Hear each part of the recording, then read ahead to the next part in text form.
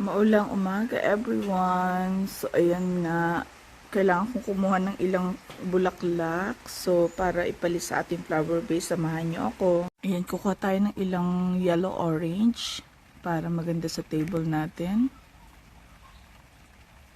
So ayan nga, may na-harvest tayo ng ating mga lilies, dalawang klaseng lilies. Andito yung mga roses natin, lilinisan lang natin guys. So, ayan na nga guys. Ayan, nalinis natin. 5 lang pala yung kinuha kong bagong roses. Kasi meron pa naman sa loob. 5 or 6. Basta, ayan. Ayan siya. Ayan. Isang medyo, red, pink, 2. Tsaka 2 mix na So, ayan. Tas yung lilis natin. So, arrange lang natin. So, ito nga guys yung papalitan natin. So, ayan yung mga bago nating ilalagay. So, update ko kayo. Wait lang. So, ayan na nga guys, ang ating bagong flower base. Ayan. Minix natin. So, may okay pang 2.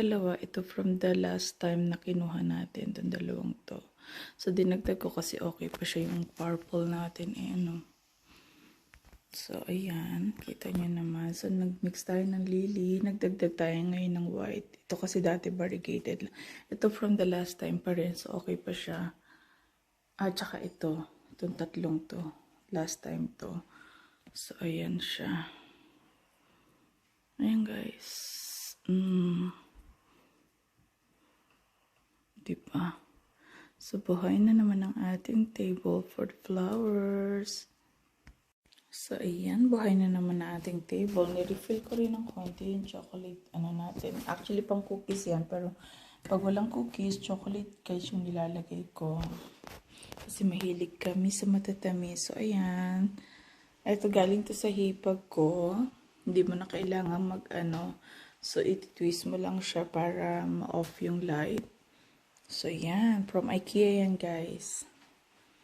So, yun na. Buhay na naman ang ating table. Nagpalit din ako ng ating cover.